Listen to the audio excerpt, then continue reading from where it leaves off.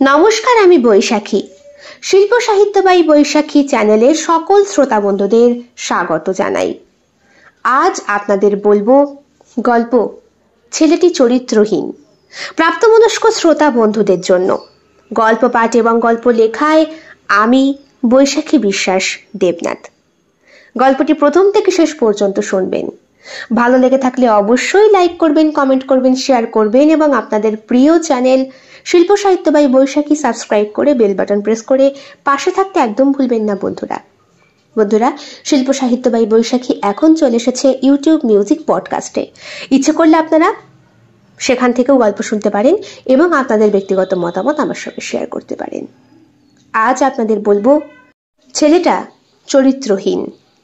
গল্প পাঠ এবং গল্প লেখায় আমি বৈশাখী বিশ্বাস দেবনাথ। গল্পটি প্রাপ্তবয়স্ক শ্রোতা বন্ধুদের জন্য। ফোনটা বেজে উঠতেই মনের মধ্যে এক রাশ উচ্ছ্বাস নিয়ে ফোনটা রিসিভ করে বিদীপ্তা। ওর টিউশন মাস্টার ফোন করেছে, পাড়ারই ছেলে। প্রথম দিন দেখেই হৃদয়ের ধুকপুকানি 10 গুণ বেড়ে গিয়েছিল বিদীপ্তার। ক্লাস 8-এ পড়ে সে। মাস্টারটি বেশ গম্ভীর। পড়াতে আসার পরই শর্ত দিয়েছিল পড়া না পারলে কান ধরে বাইরে দাঁড় করিয়ে রাখবে। ভাবতে গেলে হাসি পায় বিদীপ্তার। সেই মাস্টার কিনা গতকাল। শরীরটা শিহরিত হয়ে ওঠে ওর। এখন দুপুর 1:30 বাজে। আজ রবিবার, স্কুলে যাওয়া হয়নি, ছুটি তো। স্যারের পড়ানো আছে 3টে থেকে। স্যার বলবো না বয়ফ্রেন্ড বলবো, মনে মনে সেই প্রশ্নটাই নিজেকে করে বিদীপ্তা। কয়েকদিন পর রেজাল্ট আউট হবে, ক্লাস 9-এ উঠবে, স্কুলে শাড়ি পরে পড়তে যাবে। ইস, তখন যদি সবার সামনে স্যার হাত ধরে। না, আর ভাবতে পারছে না। তোয়ালে জড়ানো ওর শরীরটায়। বদ্ধ ঘরে একা ফোনটা বাজছে, অথচ স্যারের উপস্থিতি পরতে পরতে টের পাচ্ছে বিদীপ্তা। হয়তো গতকাল সন্ধেবেলা মানুষটা এত দুষ্টু ভাবতেই পারেনি বিদীপ্তা। একটু অভিমান করেছিল, গোঁসা করে বলেছিল, তুমি কেন আসো আমার কাছে? হ্যাঁ, এখন তো আমার পরীক্ষা নেই, পড়াও নেই, কেন আসো বারবার? ছাদে গিয়েছিল বিদীপ্তা। আজকাল রঞ্জন প্রায় আসছে। বাড়িতে বাবা আছে, মা আছে, কাকাই আছে, জ্যাঠা আছে। বনেদি পরিবারের একমাত্র কন্যা সন্তান বিদীপ্তা। দাদা ভাই সকলের চক্ষু আড়াল করে কিভাবে যেন মানুষটা ওই পেছনের গেট দিয়ে ঢোকে, তারপর সোজা উঠে যায় পেছনের সিঁড়ি দিয়ে বিদীপ্তার শোবার ঘরে। দক্ষিণ দিকের ঘরটা ওর জন্যই বরাদ্দ, ঠাকুমার ঘর। এখানেই ঠাকুমা বিয়ের পরে এসেছিলেন। আজ সেই ঘরেই বিদীপ্তা দাঁড়িয়ে, যেখানে গতকাল হঠাৎ করেই জেদের বশে জড়িয়ে ধরেছিল রঞ্জন। অমন কথা বলার পরে রঞ্জনের মুখটা দেখার মতো হয়েছিল। বড় বড় চোখ, মাথায় কোকড়ানো এক রাশ চুল, উচ্চতায় প্রায় 6 ফুটের কাছাকাছি, তামাটে বরণ, পেটাই শরীর। ঘরমাক্ত সেই গন্ধটা এখনো বিদীপ্তার নাকে লেগে সারা শরীরের লোম খাঁড়া হয়ে যাচ্ছে। তুই বুঝিস না আমি কেন আসি? কথাটা বলেই বুকের মাঝে শক্ত করে জড়িয়ে ধরেছিল সে বিদীপ্তাকে। বিদীপ্তার সদ্য প্রস্ফুটিত হওয়া 20-র মতো বক্ষ দুটিও সেই ভার সহ্য করতে পারছিল না। একটু ব্যথা হয়ে গেছে। তারপরে রঞ্জন যেটা করলো সেটা বিদীপ্তার থুতনিটা ধরে তার ঠোঁট দুটোকে ইচ্ছে মতো চুষল। বিদীপ্তা তখন ঠকঠক করে কাঁপছে, গোটা শরীরে একটা অদ্ভুত শিহরণ খেলা করছে। কিরে, ভালো লাগেনি? এটা কেন করলে তুমি? আমার ভয় করছে। কান্নায় ভেঙে পড়েছিল বিদীপ্তা। রঞ্জন বলে, দূর পাগলি, তোকে ভালোবাসি। সত্যি? তুমি আমায় ভালোবাসো? তুমি কি করে বুঝলে আমি তোমায় পছন্দ করি, ভালোবাসি? সেটা আমি প্রথম দিন দেখেই বুঝেছি, তোর চোখ দেখেই বুঝেছি তুই আমার প্রেমে হাবুডুবু খাচ্ছিস। তাহলে এখন যাই, মা বাবা কাকাই দাদা সবাইকে। খবরদার! বিদীপ্তার ঠোঁটে হাত রেখেছিল রঞ্জন। তখনও বিদীপ্তার শরীরটা কাঁপছে। এরপরে ওকে আরো জারটে ধরে বলেছিল না, সব পরে হবে। তাছাড়া কদিন পর তো আমার শহরে যাওয়া, চাকরির পরীক্ষা, সেগুলো পাশ করি। আমায় কথা দিচ্ছ তুমি আমায় ভুলে যাবে না? কখনো বলবো না। তুই হলে গিয়ে আমার কি কি হই আমি তোমার? থাক, পরে বলবো। এইবার ফোনটা রিসিভ করতেই হয়। বেচারা অনেকক্ষণ ধরে ফোন করছে। তোয়ালেটা খুলে চেয়ারের ওপর রেখে নিজের নগ্ন শরীরটাকে আয়নায় দেখে বিদীপদা। সে কত বড় হয়ে গেছে না? এই কদিন আগেও মাকে বলতো চুলে বেনুনি করে দিতে। মা শীতে সর্ষের তেল গায়ে মাখিয়ে স্নান করাতো। ক্লাস 6-এ ওঠার সঙ্গে সঙ্গেই দুম করে শরীরে কেমন পরিবর্তন হতে শুরু করলো। তারপর লজ্জা এলো, কারণ শরীরের সেই গোপন স্থানে কেমন ভাবে যেন অবাঞ্ছিত কিছু অংশের উদয়, যেটা মা দেখলে সত্যিই লজ্জা। তবুও মা বারবার বলেছিল, হারে দরজাটা খোল, পিঠটা ঘষে দি, পিঠে বড্ড পরিমাণে নোংরা, তুই তো ভালো করে স্নানও করতে পারিস না, তুমি যাও তো, আমি বড় হয়েছি। বিদীপটা বড় হয়ে গেছে। মা বলেছিলেন, হ্যাঁ অনেক বড় হয়ে গেছিস, সব তো বুঝিস তাই না, নাক টিপলে দুধ গলে। আয়নার সামনে দাঁড়িয়ে বিদীপটা অনেকবার ট্রাই করেছে নাক টিপে দুধ গলে কিনা দেখতে। না তো, তা তো হয় না, কথার কথা। ফোন রিসিভ করে বিদীপটা বেশ উচ্ছ্বসিত কণ্ঠে নিজের শরীরটাকেই বিছানায় এলিয়ে দিয়ে বলে, বলুন স্যার, কি খবর? আড্ডা মারিস না, আজকে একটু পরে পড়াতে যাব। কেন? 5টা নাগাদ। আজ তো রবিবার, তোর তো ছুটি আছে, অসুবিধা নেই তো? না, কিন্তু তুমি যে বললে আমাকে আজকে বেড়াতে। আরে ধর, কিসের বেড়ানো? শোন, আমি কতগুলো বই জোগাড় করেছি ক্লাস 9-এর, সামনে কিন্তু মাধ্যমিক, মন দিয়ে পড়বি কেমন? আমি কতগুলো নোটস লিখিয়ে দেবো। আর এখন আমি একটু আমার বান্ধবীর বাড়ি যাচ্ছি। বান্ধবী? হ্যাঁ, ওই মৌপিয়ার কাছে। আরে আমার কলেজের কতগুলো লেখা কমপ্লিট হয়নি রে, কালকেই করতে হতো। কালকে কেন করলে না? কালকেও গিয়েছিলাম তোর বাড়ি থেকে বেরিয়ে, ও বাড়ি ছিল না, সিনেমা দেখতে গিয়েছিল তাই। মৌপিয়া কে হয়? আরে মৌপিয়া আমার বাড়ির পাশেই থাকে, আমার সঙ্গেই পড়ে এক কলেজে। আমি খুব পছন্দ করি ওকে, ও আমায় খুব পছন্দ করে। এগুলো তুমি কি বলছো রঞ্জন দা? কি বলছি মানে? বাচ্চা মানুষ তুই, তোরা আবার এসবের কি? হ্যাঁ, পড়াশোনা করবি, ভালো রেজাল্ট করবি, মাধ্যমিকে ফাটাফাটি ভাবে রেজাল্ট করতে হবে তো। তোর বাবা মার কাছে মুখ দেখাবো কি করে? কত ভার দিয়ে আমাকে পড়াতে দিয়েছে, আর সেই দায়িত্বই তো। মানে আমি তোমার? তুই তো আমার স্টুডেন্ট হোস, এর থেকে বেশি কি? তাহলে তাহলে তুমি কালকে রাতে আমাকে কি করেছি? কি করেছি বল, বল কি করেছি বল, তোকে জোর করেছি? কি করেছি বল? বিদীপ তার ঠোঁট দুটো কাঁপতে শুরু করে। কি করে মানুষটার সামনে নিজের মুখ দেখাবে বিদীপ তা বুঝে উঠতে পারে না। রঞ্জন দা, তুমি আমার সঙ্গে এমন করতে পারলে? ফল তুমি একদিন ঠিক ভোগ করবে। কথাটা বলতে পারলো না বিদীপটা। ভালোবাসার মানুষকে বোধহয় অভিশাপ দেওয়া যায় না, তবুও মনের থেকে ওই কষ্টটা যেটা চোখের জল হয়ে বেরোয়, সেটা বোধহয় অভিশাপ হয়েই লাগে। কিরে, খবর কি তোর? ভালো। হ্যাঁ রে সৌরভ, কতদিন পর দেখা। হ্যাঁ রে রঞ্জন, বহু বছর পর দেখা। তা কলেজ পাশ করে তো তুই বেপাত্তা হয়ে গেলি। ছিলি কোথায়? ব্যাঙ্গালোর ছিলাম। ব্যাঙ্গালোরে? হ্যাঁ, সিভিল ইঞ্জিনিয়ারে চাকরি পেয়েছি। আরে বাস, খাওয়ালি না? তোদের এক স্বভাব, যা কিছুই হোক খাওয়াতে হবে। তা তোর খবর কি? বেশ ভালো। সংসারের বোঝা বইছি। সাংসারিক হয়েছিস নাকি? হ্যাঁ, আর কি, পুলিশের চাকরি পাবার 2 বছরের মাথায় বাবা বিয়ে দিয়ে দিল। কার সাথে? দেখে শুনেই, বাবা মার পছন্দ করা পাত্রী। যদিও বর্ণালীকে বিয়ে করে আমি বেশ খুশি। আমার আমার আমার ওর প্রতি কোনো অভিযোগ নেই, বুঝলি তো। তবুও মাঝে মাঝে মনে হয়, কি মনে হয়, মাঝে মাঝে মনে হয় হয়তো না করলেই ভালো হতো। নিজের প্রচুর স্বাধীনতা বিসর্জন দিতে হয়েছে, নিজেকে অনেক পরিবর্তন হতে হয়েছে রে। আসলে সংসার মানেই তো, আর এই কারণেই বিয়েটা আমি করি না। বলে ওঠে রঞ্জন। মানে দেখ, আমি ভাই আমার স্বার্থ ত্যাগ করতে পারবো না। যার আমাকে ভালো লাগে সে আমার কাছে আসবে, অবশ্যই আমিও তাকে ভালোবাসবো। কি যে বলিস! তাহলে তোর নামে আমি ঠিকই শুনেছিলাম। কি শুনেছিলি? আমাকে রিয়া বলেছিল তুই 1 নম্বরের চরিত্রহীন ছেলে। সত্যি তাই? আরে হ্যাঁ, শুধু রিয়া কেন, অনেকের কাছেই শুনেছি, কিন্তু তোর মুখ থেকে যে সরাসরি শুনবো এটা ভাই সত্যি কল্পনা করতে পারিনি।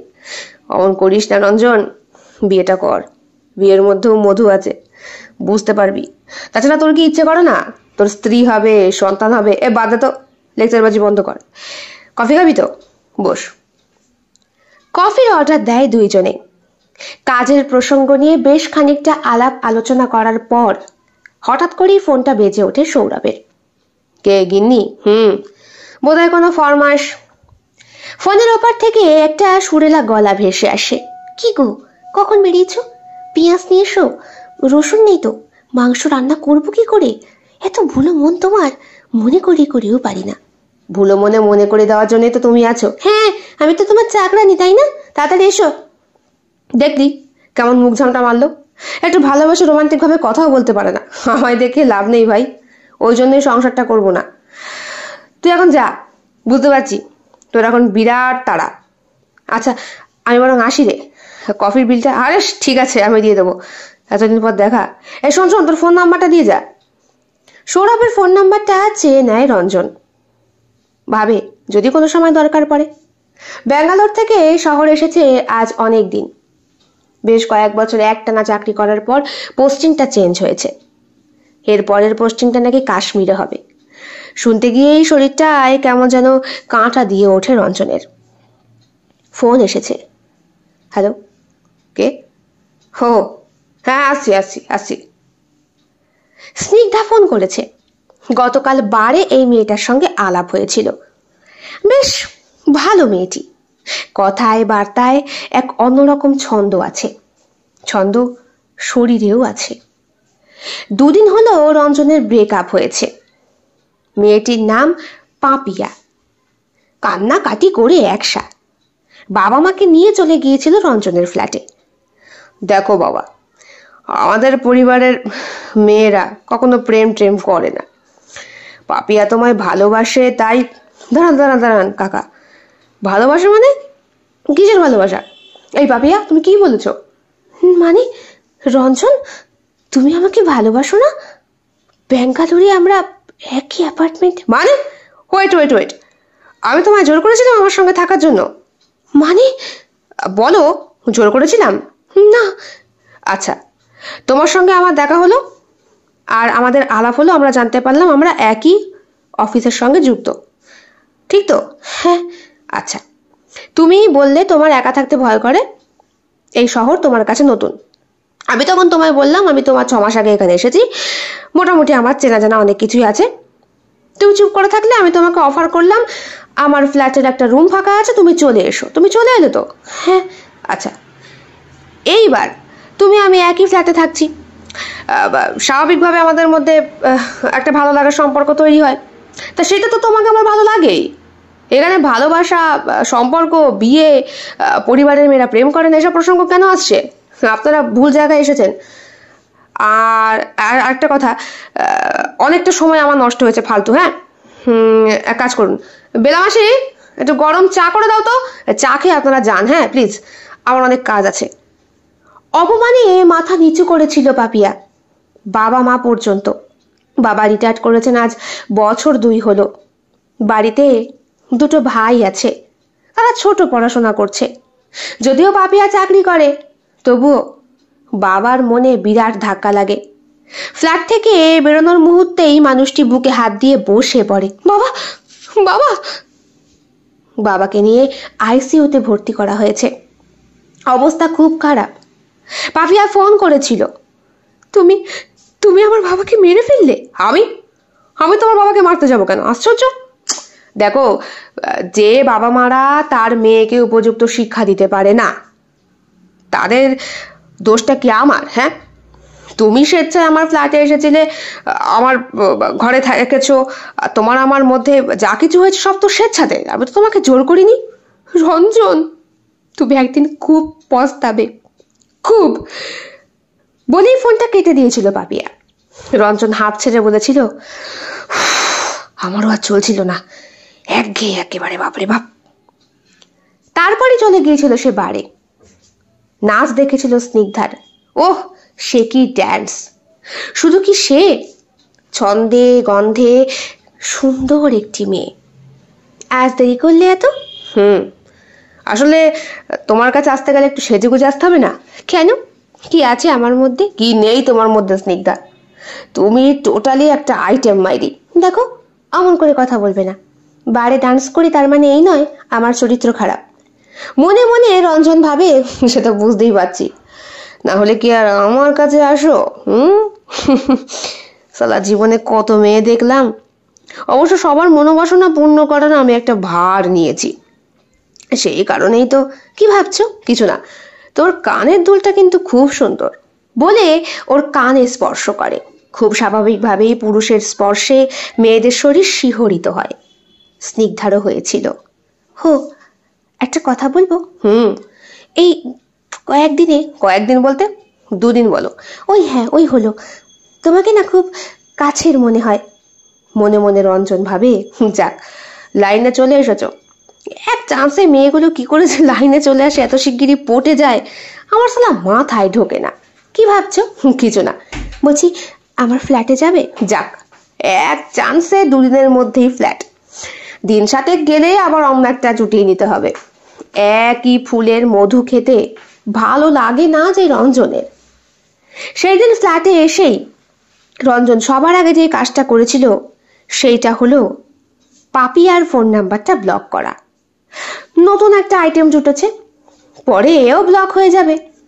তোমার পোস্টিং এখন কোথায় হবে? তা তো বলতে পারবো না। কথা বলতে বলতে রঞ্জন স্নিগ্ধার কানের দুলে এবং চুলে হাত বোলাতে শুরু করে। স্নিগ্ধা বলে, এখনই দুষ্টুমি করো না প্লিজ।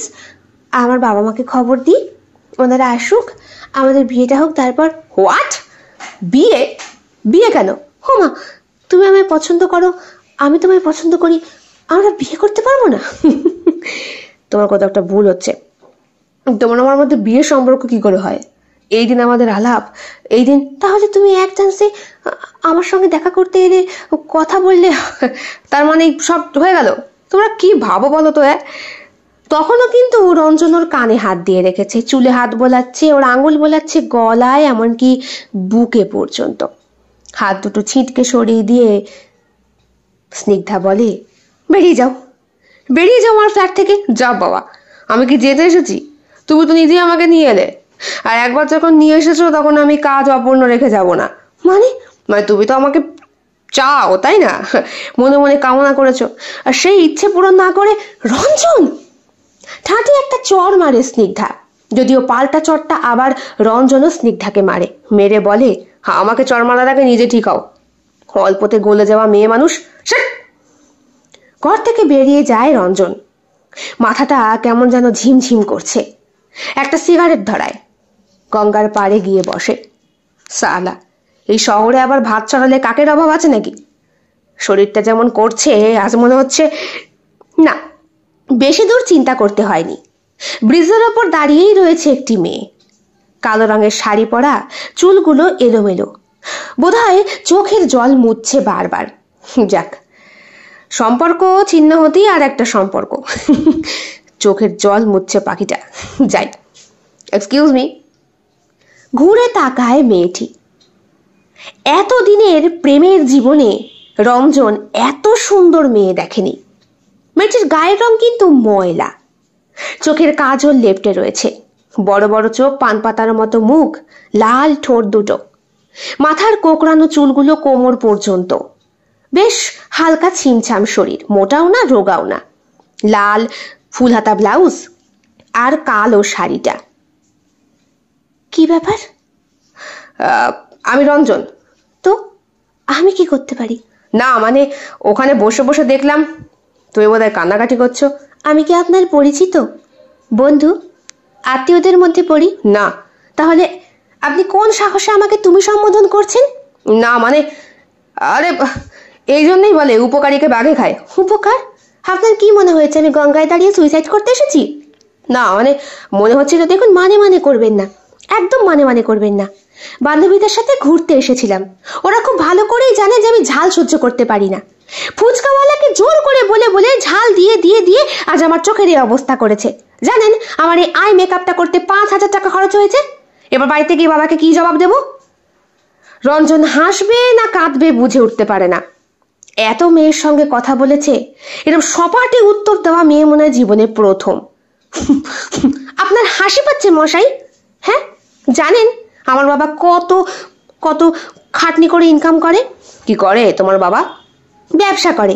কিসের? সে বলতে পারবো না। হোমা, না বলার কি আছে, বলা বারণ যে। বললে বাবা রেগে যায়। আরে বলো না। আন্ডারওয়্যার, বুঝেছেন? ব্রা, বুঝেছেন? হো, এটা লজ্জা পাওয়ার কি আছে? ওসব না হলে চলতো নাকি? সমাজ সবারই তো ব্যবহার করতে হয়। যাক, আপনি তাহলে বুঝলেন।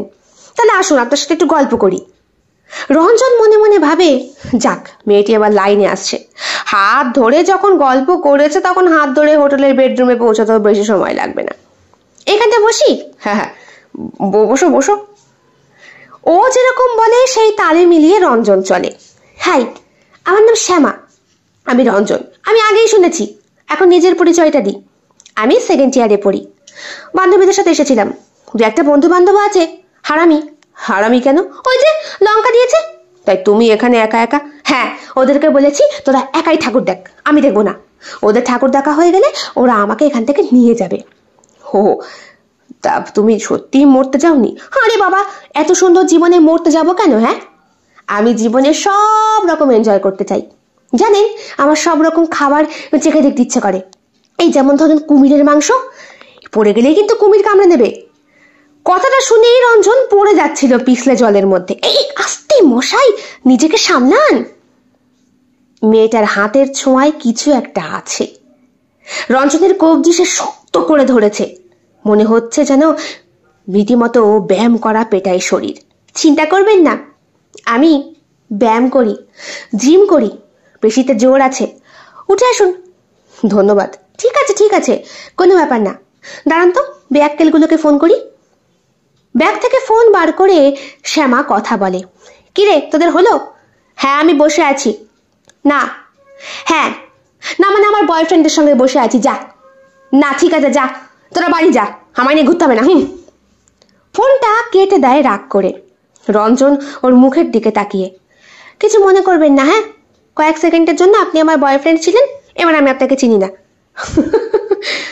আজও মেয়ে তো তুমি, বয়ফ্রেন্ড বানিয়ে আবার ছেড়ে দিলে? ও মা, থোড়ি আপনি আমার বয়ফ্রেন্ড?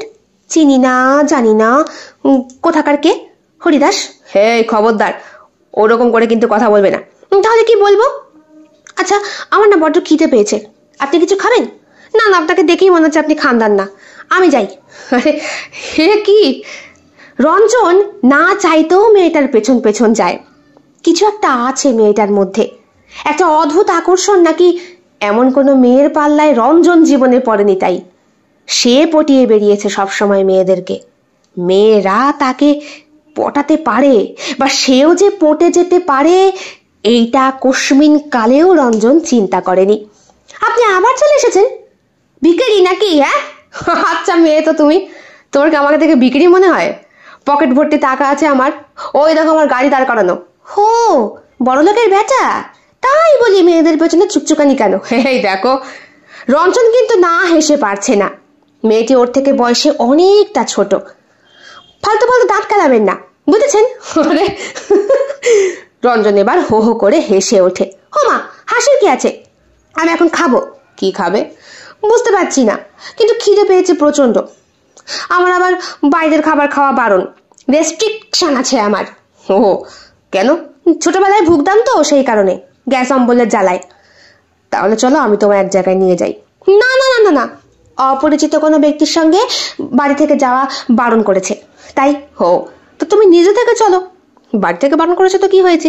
কথাটা তো ভালো বলেছেন, আপনার মাথায় বুদ্ধি আছে। কিন্তু আমি কিন্তু হোটেলে ফোটেলে যাবো না। আমি হোটেলে কি নিয়ে যাচ্ছি? রুটি খাবে? রুটি? রুটি হ্যাঁ খেতে পারি, কিন্তু কি দিয়ে? তরকা? হ্যাঁ চলবে। দেশি খাবার হয়ে গেল তো। তোমার কি বিদেশি খেতে ইচ্ছে করছে? এই যে বলে তোমার সবকিছুতে রেস্ট্রিকশন। ও হ্যাঁ হ্যাঁ, এই কথায় কথায় না ভুলে যাই, খিদে পেলে মাথাটা ঠিক থাকে না। রঞ্জন ওকে একটা ধাবায় নিয়ে যায়, যেটা খুব কাছেই ছিল। 4টে রুটি খেলো মেয়েটা, তার সাথে 1 প্লেট তরকা। ডিম তরকাটা বেশ রসিয়ে বানিয়েছিল কিন্তু রাধুনি। রঞ্জন নিজে খেলো 2টো। খাওয়া দাওয়ার পর তৃপ্তির ঢেকুর তুলে বিল পেমেন্ট করতে যাবে এমন সময় রঞ্জন বলে, না না, আমার গার্লফ্রেন্ডকে নিয়ে যখন ঘুরতে এসেছি তখন টাকাটা আমি দিই। কে গার্লফ্রেন্ড? ওমা, তুমি বয়ফ্রেন্ড বানালে আমি তোমার গার্লফ্রেন্ড বলতে পারি না? না পারেন না, এই কিছুক্ষণের আলাপে কেউ কখনো বয়ফ্রেন্ড গার্লফ্রেন্ড হয় না। তাছাড়া কি কিছু না বলে থেমে যায় শ্যামা। বিল পেমেন্ট রঞ্জনই করে। ঘড়ির কাঁটায় তখন রাত 9টা বাজে। ফোন এসেছে শ্যামার। হ্যাঁ বাবা। না, আমি ওদের বাড়ি পাঠিয়ে দিয়েছি। না, ওদের সঙ্গে যাবো না। না। ওফ, ঠিক আছে, আচ্ছা। তুই কি হলো? বাবা আসছে। ভালো তো, বাবার সঙ্গে বাড়ি চলে যাও। ভেবেছিলাম একা একা যাবো। বাবা সবসময় বলে আমি নাকি রাস্তাঘাট চিনি না, একা একা চলাফেরা করতে পারি না। আচ্ছা বলুন তো, আমি তখন বড় হয়েছি, আমায় দেখে মনে হয় আমি ছোট? বলে শাড়ির আঁচলটা কোমরে গুজে নিজেকে ভালোভাবে দেখায় শ্যামা। রঞ্জনও আপাদ মস্তক ওকে দেখে নেয়। সত্যি প্রতিমার মতো সুন্দরী মেয়েটা। শরীরের গড়ন কি সুন্দর! না না, কে বলবে তুমি বাচ্চা মেয়ে, রীতিমতো বুড়ো হাতি। খবরদার, আমায় কিন্তু সে বলতে পারেন না। ও তুমি তখন থেকে আমাকে উল্টো পাল্টা বলতে পারো, আমি তোমায় বললেই দোষ। দেখুন, আমার কিন্তু প্রেস্টিজ আছে, তাই আমার নেই। বলতে বলতে একটা বিপ বিপ শব্দ। পেছন ঘুরে তাকিয়ে দেখে হাত 20 দূরত্বে একটা বাইক। ওটা আমার বাবার। আচ্ছা হাসি, হ্যাঁ, যদি বেঁচে থাকি আবার দেখা হবে বলেই বেরিয়ে যায় শ্যামা। রঞ্জন বলে, আরে তোমার ফোন নাম্বারটা? ওটা দরকার নেই, দেখা এমনিও হতে পারে, বেঁচে থাকলে, না হলে নয়। ফোন নাম্বার কিন্তু দিয়ে গেল না শ্যামা। বাড়ি ফিরে এলো রঞ্জন নিজের ফ্ল্যাটে। মাথার মধ্যে কোনো রকম চিন্তা কিলবিল করছে না। শ্যামা দমকা হাওয়ার মতো এসে মন মস্তিষ্কে স্থান করে ফেলল। এও সম্ভব? আরো রঞ্জনের মতো চরিত্রহীন ছেলের পক্ষে। সৌরভ ফোন করেছে। বল, কেমন আছিস? ভালো। শুভ দীপাবলি। শুভ দীপাবলি। আরে তোর সঙ্গে একটু দেখা করা যায় এখন? বউ ক্যালিয়ে ঠিক করে দেবে, ঘরে ঢুকতে দেবে না, বলবে কোন মাগি বাড়ি গিয়েছিলে। বলছি সিরিয়াস ব্যাপার, একটু আয় না। কি ব্যাপার বলতো? গন্ধটা ভালো লাগছে না, আয় না প্লিজ। তোর তো 5 মিনিটের রাস্তা, বাইক নিয়ে আসবি যাবি, একটু আয়। ঠিক আছে, বউকে ম্যানেজ করে আসছি, আর বউ যদি না আসতে দেয় তাহলে আসিস না। দেখ তোর সংসারটা আগে। অবশ্যই। কি ব্যাপার বন্ধু, এক চান্সের সংসার সম্পর্কে তুই জ্ঞান দিচ্ছিস? হে নিশ্চয়ই কোনো নির্ঘাত মেয়ে মানুষের পাল্লায় পড়েছিস। আমি এক্ষুনি আসছি, রসালো কিছু আছে। বন্ধুরা এমনই হয়। শোনো, আমি একটু বেরোচ্ছি। এত রাতে কোথায়? আরে শোনা, এমন করো না, আমারও তো একটা জগৎ আছে। জগৎ আমারও আছে, আমারও বান্ধবী আছে। বিয়ের পর সব ত্যাগ করেছি। চুপচাপ বসে থাকো, না হলে কি করবে? ঠাঁটিয়ে 2টো চড় মারবে তো? ও তো আমি রোজই খাই। আর 2টো লাথি মারবে, মেরে শান্তি করে নিও। কিন্তু আমার বন্ধুর একটু খুব দরকার। কি হয়েছে বলো তো সৌরভ? আর বলো না, তোমাকে আমার সেই বন্ধু রঞ্জনের কথা বলেছিলাম না? হ্যাঁ, যে নাকি চরিত্রহীন তো। বোধহয় প্রেমে পড়েছে। হো, তাহলে যাও, কিন্তু ফোনটা খোলা রেখো। আর হ্যাঁ, মদ খেয়ে এলে না একদম সব পাট ক্লাস করে দেবো। সে আমি জানি, বিয়ের পর থেকেই টের পাচ্ছি। হতে পারি পুলিশ, কিন্তু আমি ফুরিস। সৌরভ বাইক নিয়ে বেরিয়ে যায়। মিনিট 7-8 মাথায় রঞ্জনের ফ্ল্যাটে গিয়ে হাজির। দরজা খুলে রঞ্জনকে দেখতেই সৌরভ জড়িয়ে ধরে বলে, করে বুঝে গেছি, একদম ক্লিয়ার বুঝে গেছি তুমি হাবুডুবু খাচ্ছ। মেয়েটিকে? শ্যামা।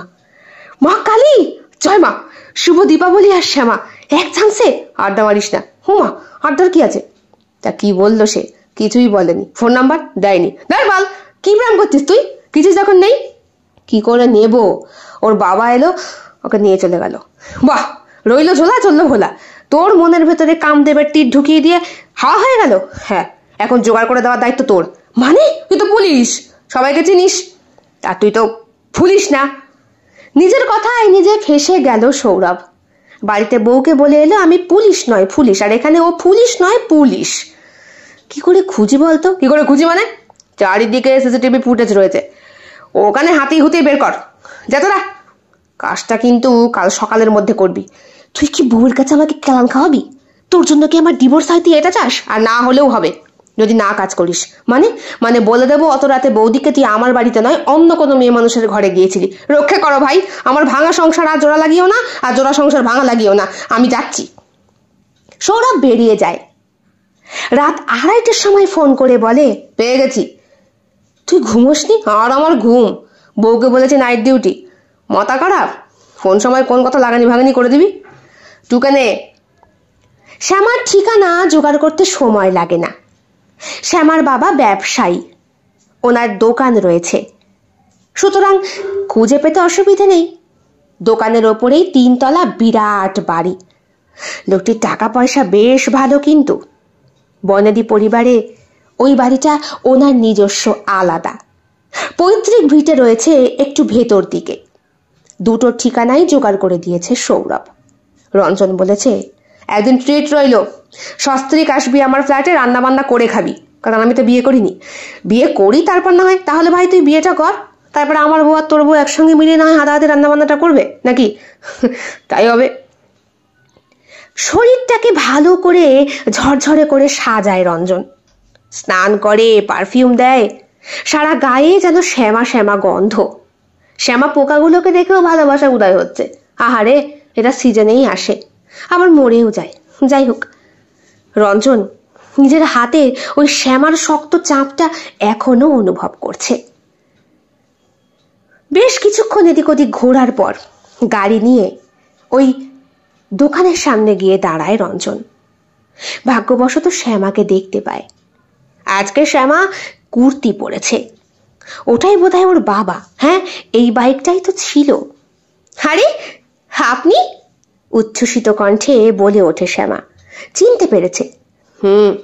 বেঁচে আছি। যাক, দীর্ঘায়ু হবে আপনার। আমিও বেঁচে আছি, তাই দেখা হলো। এটা আমার তোমার বাবার দোকান তো? জানি। তা কি লাগবে আপনার? বাবা জিজ্ঞেস করেন। বেশ আবেগ উদ্বেলিত কণ্ঠে রঞ্জন বলে, একটু একান্তে আপনার সঙ্গে কথা বলতে চাই মেসোমশাই, যদি কিছু মনে না করেন তো। কি ব্যাপার বলো তো বাবা, তুমি আমাকে চেনো না অথচ সম্মান করছো, মেসোমশাই বলে ডাকছো। আর আমার এই সামান্য, আপনার দোকান সামান্য হতে পারে, কিন্তু আপনার দোকানে সাজিয়ে রাখা ওই জ্যান্ত পুতুলটা অসামান্য। বলে সে ঘুরে শ্যামার দিকে তাকায়। শ্যামার পটল চেরা চোখ দুটো ঝলসে ওঠে বৈদ্যুতিক খেলায়, যেন সে বুঝে গিয়েছে রঞ্জন কি বলতে চায়। আচ্ছা আচ্ছা মারে, তুই দোকানে বস, আমি ওকে নিয়ে ওপর থেকে ঘুরে আসি। এসো বাবা এসো। ওপরের ঘরে নিয়ে গেলেন সেই ব্যক্তি। মোজাইক করা দুর্দান্ত বাড়ি, ভেতরেও আবার প্রতিষ্ঠিত দেবতার মন্দির রয়েছে। এমন সুন্দর দেবতা না থাকলে কি আর দেবী প্রতিমার মতো সন্তান জোটে? যদিও শ্যামার মধ্যে একটা পাগলামি আছে, আর সেই পাগলামিটাই রঞ্জনকে গত রাতে একটুও ঘুমোতে দেয়নি। এটা কে? আগন্তুক, কিন্তু কাছের মানুষের থেকে আগন্তুকই ভালো। তুমি আবার শুরু করলে? বললেন শ্যামার মা সাবিত্রী দেবী। তোমাকে তো ঠিক চিনলাম না বাবা। আসলে আমি, আরে ওকে বসতে দাও। বসো বসো, শরবত নিয়ে এসো। হ্যাঁ আনছি। বলো বাবা, কি ব্যাপার সকাল সকাল আমার দোকানে? তুমি কি কোনো বড় সড়ো ডিল নিয়ে এসেছো? দেখো, আমি কিন্তু তাঁতেরই ব্যবসা করি, তার সঙ্গে সঙ্গে অনেক রকমের কাপড় রাখি। রঞ্জন ভদ্রলোকের হাত দুটো শক্ত করে ধরে বলে, মেসোমশাই, আমি কাপড় নয়, আপনার মেয়েটাকে চাই। আমার বাবা মা পূর্ব মেদিনীপুরে থাকে। আপনি আর মাসিমা যদি রাজি থাকেন তাহলে আমি বাবা মাকে খবর দেব। মানছি আমার বয়সটা একটু বেশি, কিন্তু শ্যামাকে আমি ভালোবেসে ফেলেছি মেসোমশাই। ওকে আমি বিয়ে করে আমার স্ত্রীর সম্মান দিতে চাই। ঠিক সেই সময় হাতের থেকে কাঁচের গ্লাস ছিটকে পড়ে যাওয়ার শব্দে পেছন ঘুরে তাকায় রঞ্জন। শ্যামার হাতেই শরবতের গ্লাস ছিল। শ্যামা ছুট্টে ওপরের ঘরে চলে যায়। কি ব্যাপার, ও পালিয়ে গেল কেন? ইতিমধ্যে সাবিত্রী দেবীও সোফায় এসে বসেছেন। হ্যাঁ, সাবিত্রী দেবী কাচুমাচু করে বললেন, কি বলবো বাবা, বুঝতে পারছি তুমি অবস্থা সম্পন্ন ঘরের ছেলে। তোমাকে দেখেই মনে হচ্ছে তুমি বেশ বিনয়ী, ভদ্র, কিন্তু বাবা, তুমি যে অনেক দেরি করে ফেলেছো। মানে? আমি ঠিক বুঝলাম না মাসিমা। আমাদের মেয়ের গত মাসেই আশীর্বাদ হয়ে গিয়েছে। এই সামনের মাঘেই ওর বিয়ে, আর বিয়ের পরে ও আমেরিকায় চলে যাবে। পাত্র বিদেশে চাকরি করে তো, আর ওর জন্য সমস্ত বিয়ের কার্ড তৈরি হয়ে গিয়েছে। তাছাড়া দেনা পাওনাও কিছু নেবে না। সাজগোজ, গয়নাগাটি, শাড়ি সব প্রস্তুত। মেয়েকে আমরা স্বাধীনতা এখন দিয়েছি সম্পূর্ণভাবে এই লাইফটাকে এনজয় করার জন্য। বন্ধু বান্ধবী সবার সাথে ঘুরে নিক, কারণ বিদেশে গেলে তো আর। কিন্তু শ্যামা, হোমা, সে তো পছন্দ করে বিকাশকে, তার জন্যই তো এই বিয়ে।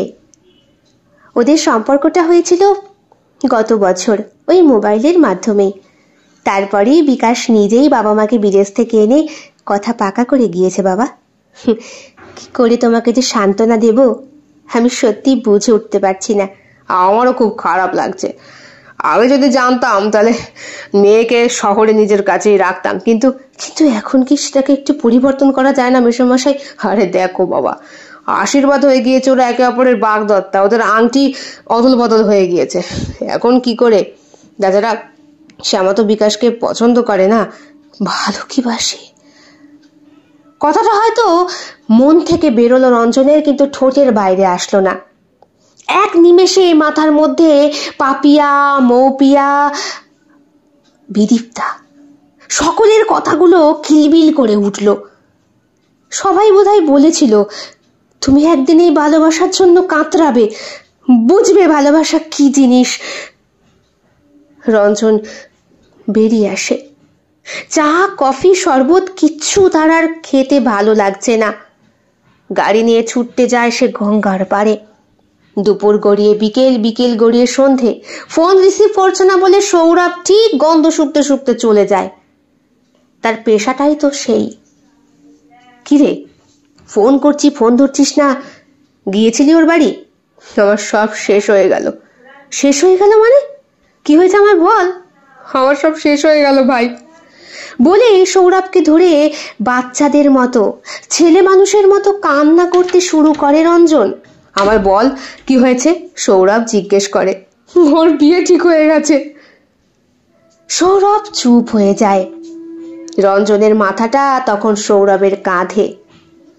গঙ্গার ওপর দিয়ে নৌকা বয়ে চলেছে। উজান ভাটির টানে জলে অদ্ভুত এক মায়ার খেলা শুরু হয়েছে। সৌরভ শুধু বলল, দাম দিচ্ছিস ভালোবাসার। আর কি বলবো বল।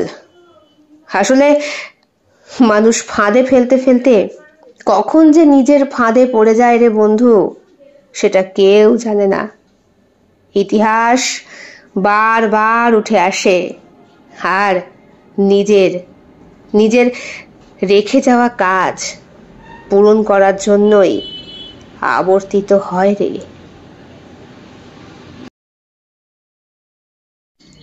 শেষ হলো আজকের গল্প। আমি আশা করি একটি নতুন অনুভূতি এবং ভাবনা নিয়ে ফিরে যাবেন আপনারা। প্রতিটি গল্প এবং চরিত্রের মধ্য দিয়ে আমি আপনাদেরকে একটি অনন্য ভ্রমণে নিয়ে যাবার চেষ্টা করেছি। এই কল্পনার জগতে আমরা একসাথে বিভিন্ন অভিজ্ঞতার সাক্ষী হয়ে উঠলাম। আপনারা যদি এই গল্পগুলো উপভোগ করে থাকেন এবং কিছু ভাবনার খোরাক পেয়ে থাকেন, তবে অবশ্যই আমার পরবর্তী কল্পনার গল্পের জন্য অপেক্ষা করবেন। ধন্যবাদ, এবং এই যাত্রা আপনাদের অবশ্যই অব্যাহত রাখুন। কেমন লেগেছে আজকের নিবেদন? কমেন্ট বক্সে কমেন্ট করতে একদম ভুলবেন না। ভালো লাগলে অবশ্যই লাইক করবেন, শেয়ার করবেন, এবং আপনাদের প্রিয় চ্যানেল শিল্প সাহিত্য বাই বৈশাখী সাবস্ক্রাইব করে বেল বাটন প্রেস করে পাশে থাকবেন বন্ধুরা। দেখা হবে আগামীকাল অন্য আরও একটি ভিন্ন স্বাদের গল্পের সঙ্গে। সকলে খুব ভালো থাকবেন, সুস্থ থাকবেন। পরিবারকে নিয়ে ঈশ্বরের কাছে এটাই কামনা করি। শুভরাত্রি।